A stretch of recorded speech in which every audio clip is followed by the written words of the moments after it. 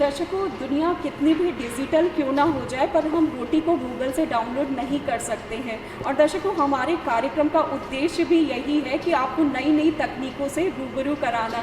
जैसा कि हम बात कर रहे हैं आज मिलेट्स के बारे में, यानी कि मोटे अनाज के बारे में। तो मोटे अनाज का इस्तेमाल करके प्रोसेसिंग यूनिट द्वारा बहुत अच्छा आय प्राप्त की जा सकती है। और इसी विषय पर बातचीत करने के लिए अभी हमारे साथ हैं डॉक्टर प्रवीण पटले जी, जो कि खाद्य विज्ञान विभाग में टीचिंग फैकल्टी में हैं। तो डॉक्टर साहब, आपका हमारे कार्यक्रम में बहुत बहुत स्वागत है। धन्यवाद मैडम। तो सर, हम सबसे पहले तो आपको मिलेट्स प्रोसेसिंग उत्पाद के बारे में जानना चाहेंगे। कृपया इस संबंध में जानकारी दें। जी, मैं सबसे पहले आपको मिलेट प्रोसेसिंग मतलब जो श्री अन्न की प्रोसेसिंग या मिलिंग कैसे करते हैं उसके बारे में मुख्य बातें बताऊंगा। तो जैसे कि अभी आपने बेकरी का सेगमेंट देखा, उसके बाद हमारा मिलिंग प्रोसेसिंग यूनिट है। मिलिंग प्रोसेसिंग यूनिट में मुख्य रूप से 3 पार्ट होते हैं, जिसमें सबसे पहले जो खेतों से रॉ मटेरियल आता है, मतलब जो कटाई करने के बाद कोदो कुटकी हमें प्राप्त होता है, उसकी सफाई करने के लिए एक चेंबर होता है, एक यूनिट होता है। फिर उसके बाद मिलिंग का एक दूसरा सेगमेंट होता है और तीसरा यूनिट होता है जो उसमें पॉलिशिंग करते हैं। तो मैं अभी आपको वहाँ पर वीडियो के थ्रू भी बताऊंगा। सबसे पहले एस्पिरेटर मशीन होता है उसमें। एस्पिरेटर मतलब कि जो रॉ मटेरियल आया है उसमें से जो इम्प्योरिटीज़ हैं, मतलब जो डंठल हैं पेड़ों के और उसमें पत्थर कंकर वगैरह हैं, उसको छांट के अलग करने की मशीन का नाम है एस्पिरेटर।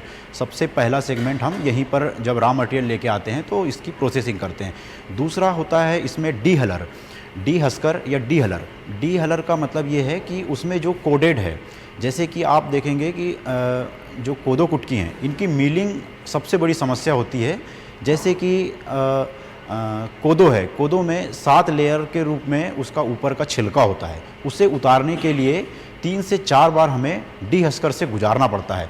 ये प्रोसेस कठिन होने की वजह से नॉर्मल क्षेत्रों में या फिर गांव लेवल पे इसकी मशीन नहीं लगाई जाती और किसान डायरेक्ट उसको बेच दिया जाता है। तो हमारी इस ट्रेनिंग में हम उन्हें सिखाते हैं कि इसका छिलका कैसे उतारते हैं और इसको आगे प्रोसेस कैसे करते हैं। ये दूसरा पॉइंट हो गया। और तीसरा स्टेज होता है इसका पॉलिशिंग।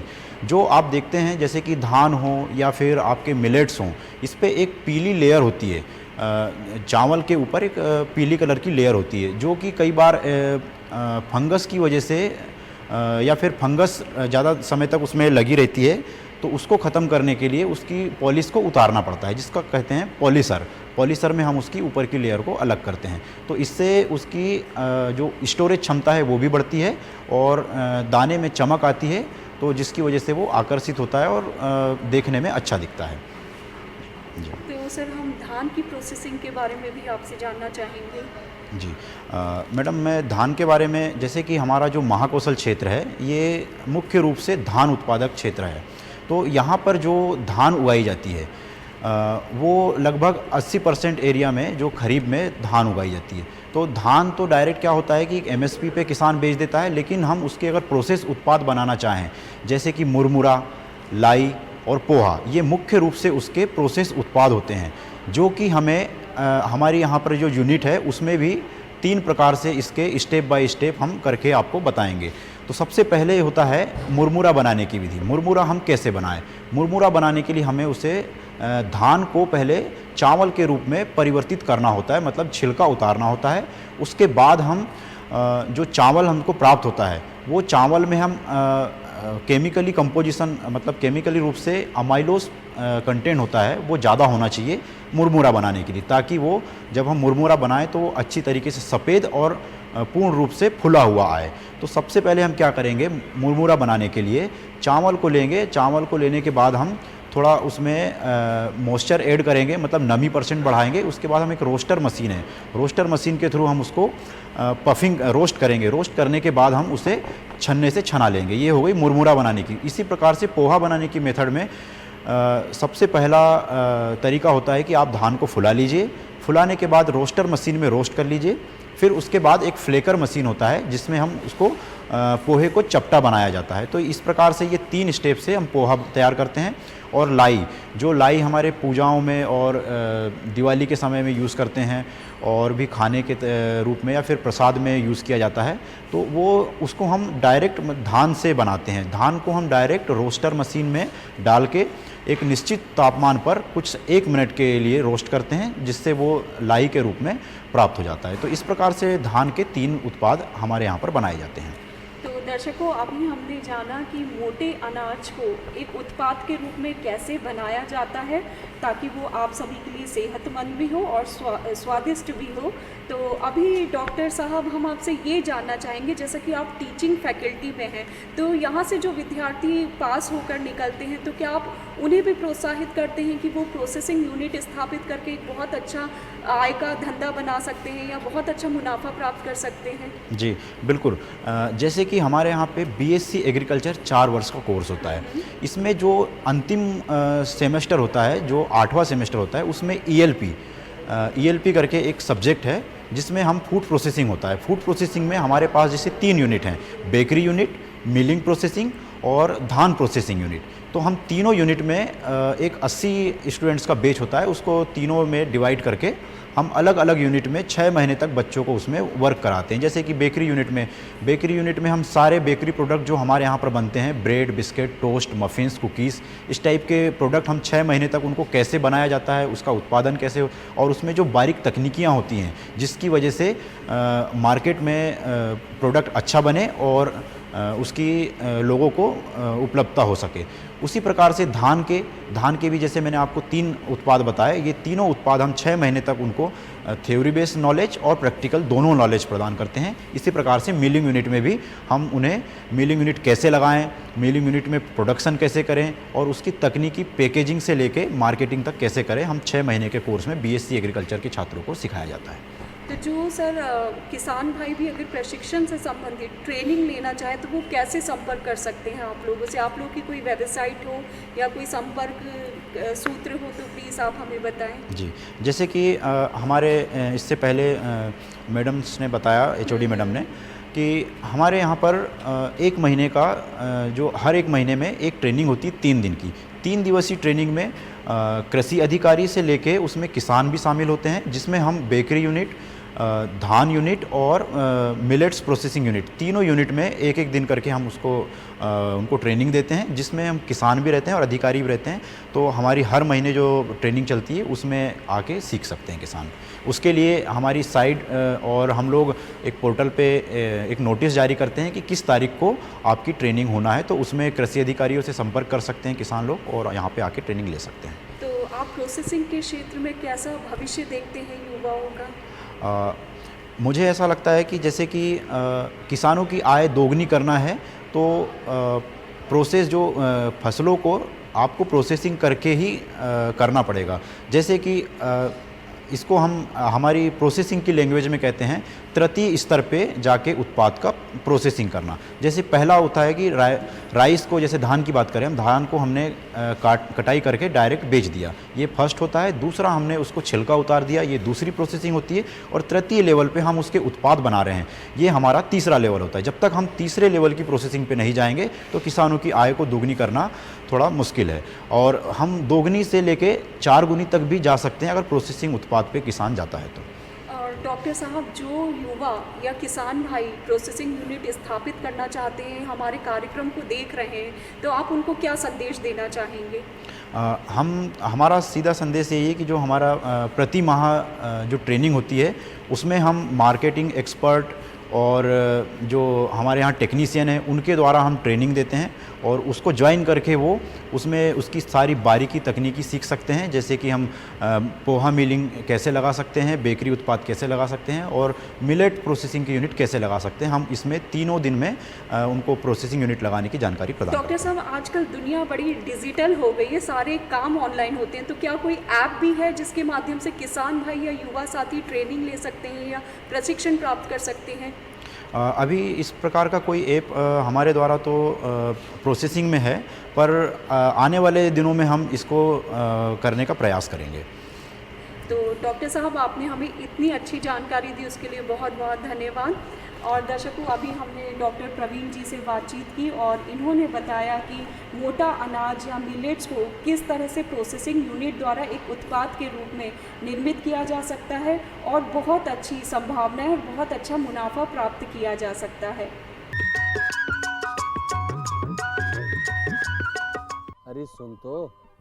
मुझे क्या सुनाना चाहते हो? जो सुनाओ मेरी सौतन को। किसको? अरे वही तुम्हारा मोबाइल फोन जिससे सुबह शाम दिन रात चिपके रहते थे और कहते थे किसान कॉल सेंटर से बातें हो रही हैं।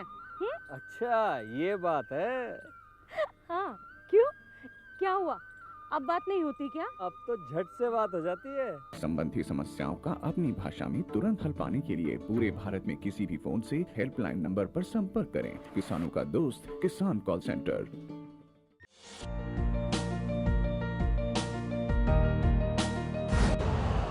यूरिया का स्वदेशी उत्पादन 70 लाख टन बढ़ाने के लिए 6 उर्वरक संयंत्रों का उद्धार किया जा रहा है।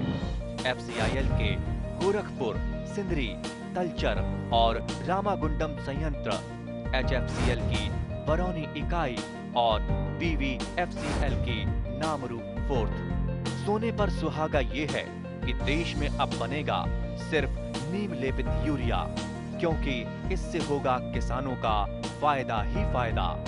अनाज का उत्पादन 10% तक बढ़ेगा। बढ़ेगी 10 से 15% नाइट्रोजन क्षमता।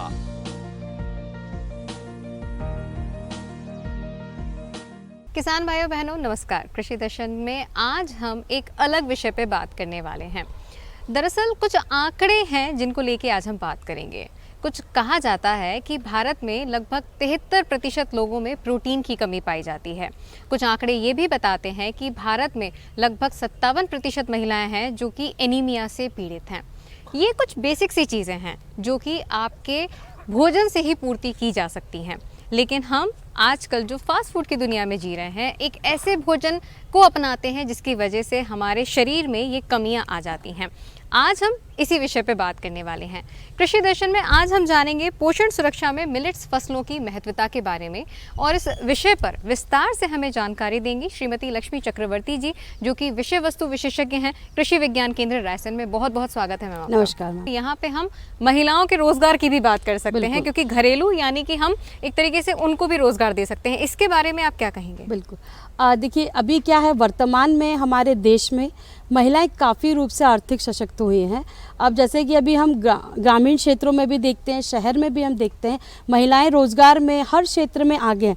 बहुत बड़ी बड़ी फैक्ट्रियां हैं, कंपनीज़ हैं जिसकी जो है मतलब ऑनर महिलाएं हैं। तो यदि हम ग्रामीण क्षेत्रों में बात करें तो मिलेट्स महिलाओं के लिए बहुत अच्छा रोज़गार का साधन हो सकता है। जैसे मेरे खुद का एक उत्पादक, मतलब मेरे जो अब्दुल्लागंज ब्लॉक है, यहाँ से थोड़ी दूर है, विकासखंड अब्दुल्लागंज, वहाँ पर हमारा एक महिला उत्पादक समूह है। तो हम उस समूह के माध्यम से मिलेट्स को उगाते हैं।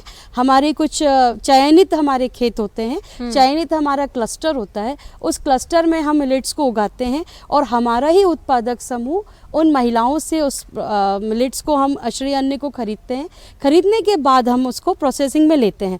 तो मैं ये बताना चाहूँगी कि यदि हम आय की हम बात करते हैं तो जहाँ यदि अभी हम गेहूँ से, यदि मैं हमारी जो मुख्य आने वाली फसल है, मैं गेहूं की बात करूं, गेहूं को खेत से गेहूं की स्थिति में लाने में जहां हम 20 से 30 रुपए तक का मुनाफा हम कमाते हैं, यही मिलेट्स को यदि हम खेत से हमारी थाली तक लाने की कोशिश करें तो हम इसमें 150 से 160, 140 रुपए प्रति किलो तक हमारी महिलाएं बचत कर सकती हैं। साथ ही इसमें यह यदि हम इसके सह उत्पाद बनाएं, यानी हम कुछ प्रसंस्कृत उत्पाद बनाएं, तो ये आय हमारी महिलाओं के लिए 200 से 300 रुपए प्रति किलो पर भी जा सकती है।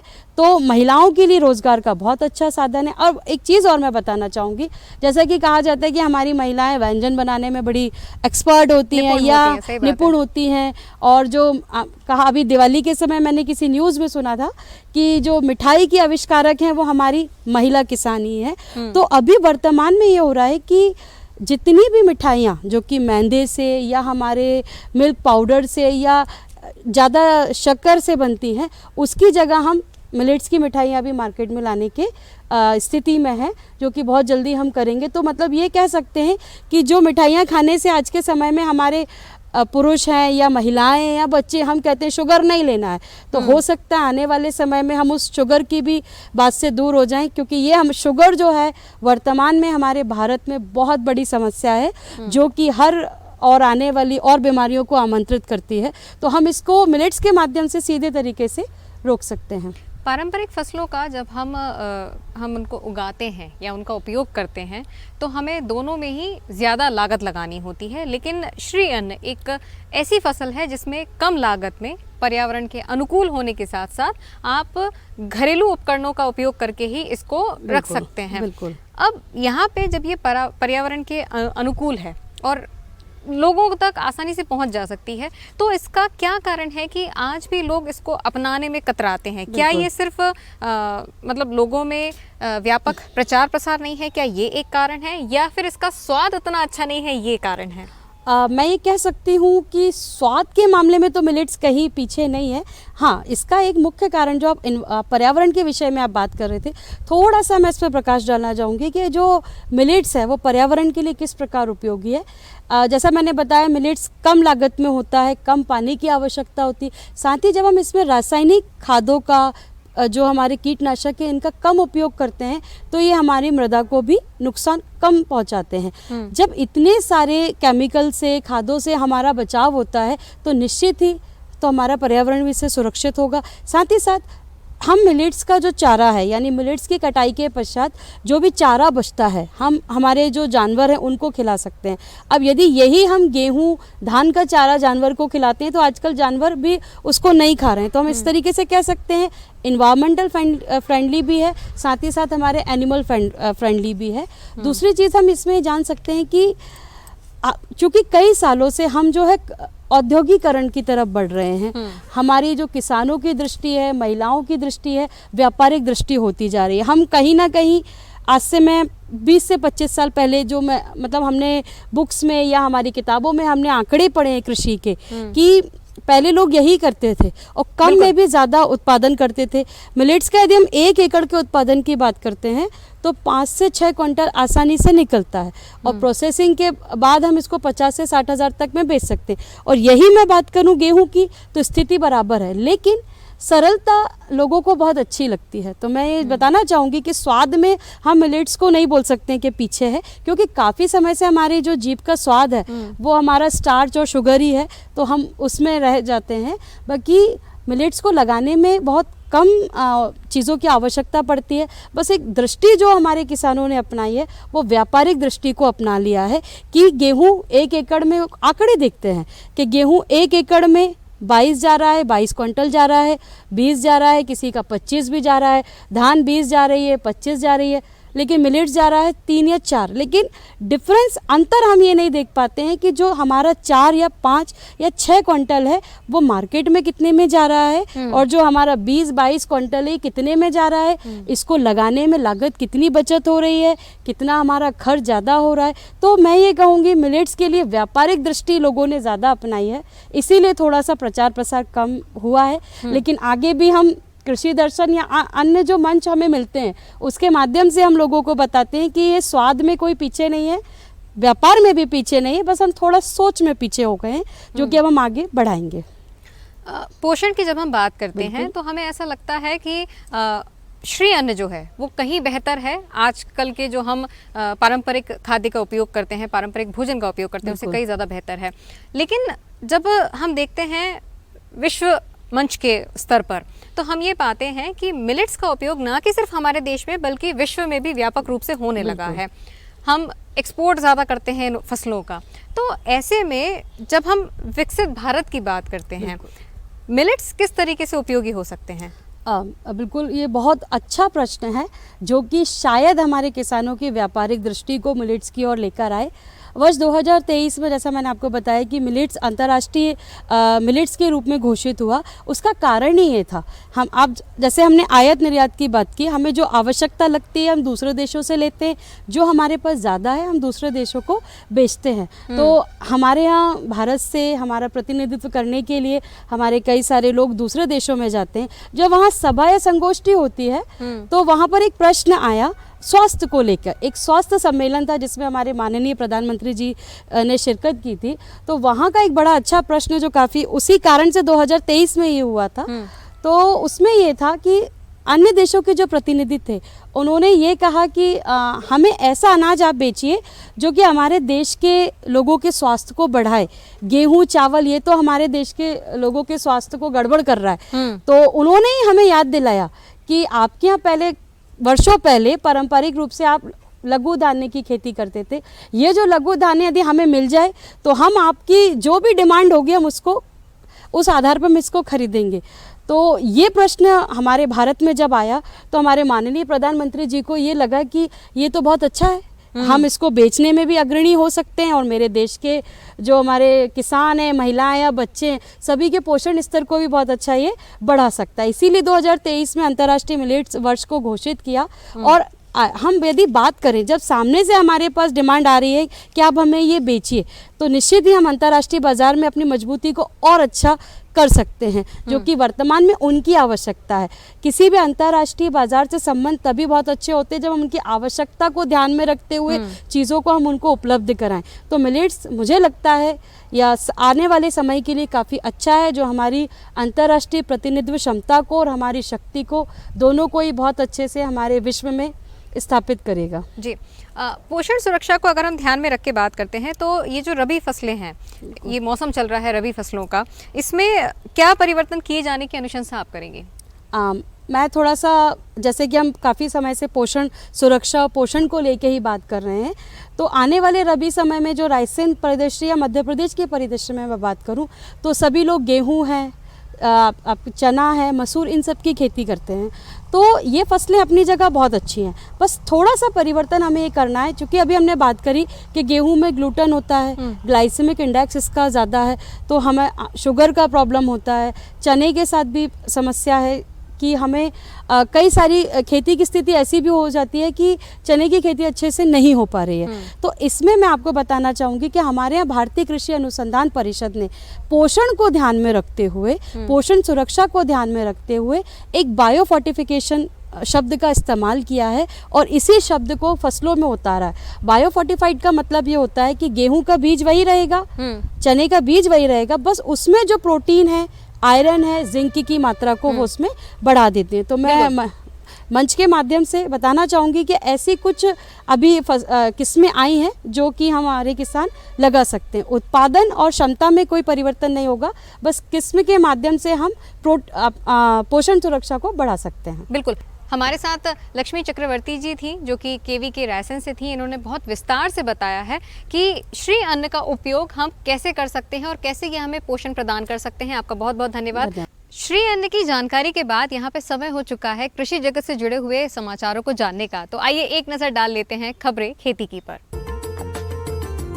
नमस्कार किसान भाइयों, खबरें खेती की में आपका स्वागत है। सबसे पहले एक नजर कृषि से जुड़े आज के प्रमुख समाचारों पर। किसान कल्याण वर्ष में सिंचाई सबसे बड़ी प्राथमिकता, प्रदेश में पर्याप्त बिजली आपूर्ति होगी, प्रधानमंत्री ग्राम सड़क योजना, पुष्प उत्पादन होगा व्यावसायिक और लहसुन की खुदाई एवं भंडारण। और चलिए अब देखते हैं समाचारों को विस्तार से।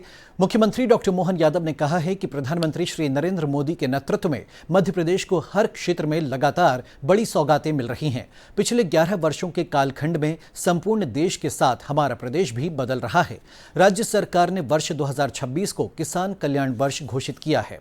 पूरे साल में अनेक किसान हितैषी निर्णय लिए जाएंगे। प्रदेश सरकार ने हर खेत तक पानी और सिंचाई के लिए पानी पहुंचाने का बीड़ा उठाया है।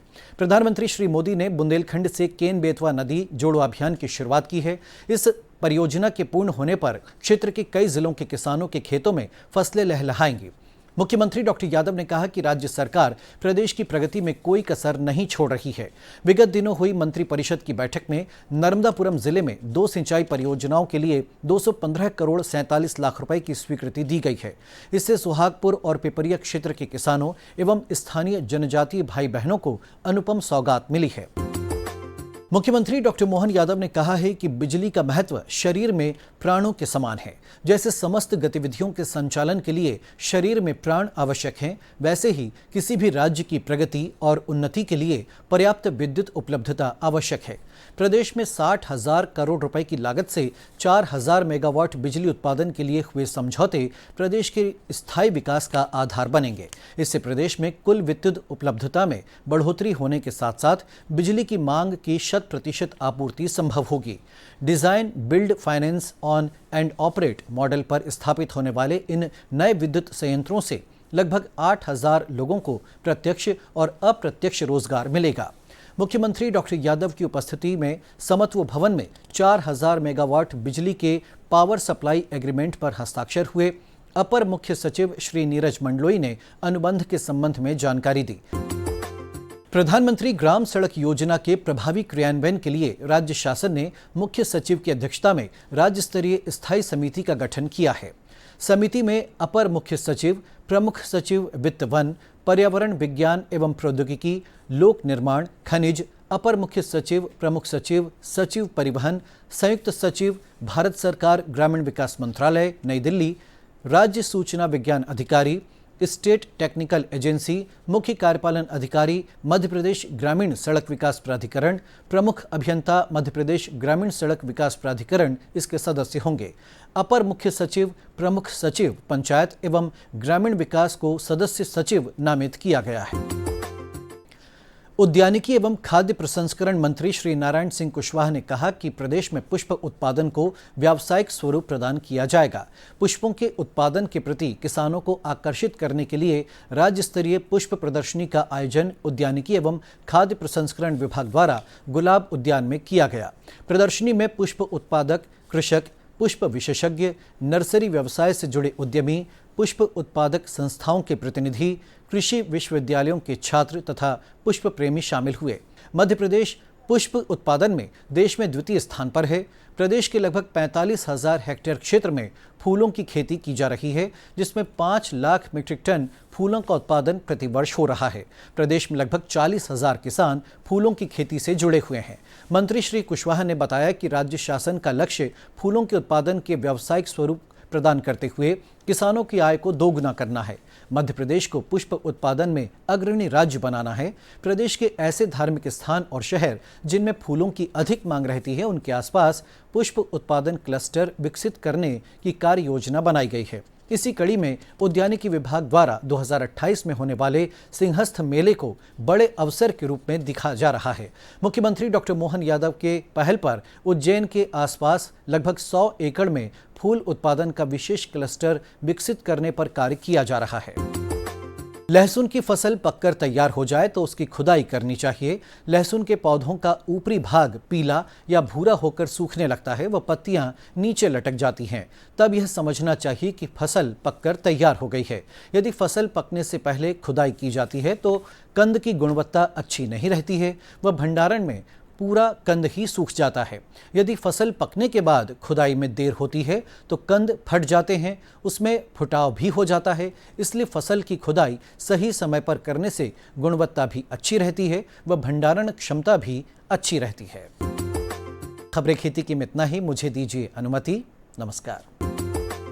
आज बस इतना ही, फिर आपसे मुलाकात होगी। दीजिए इजाजत। नमस्कार।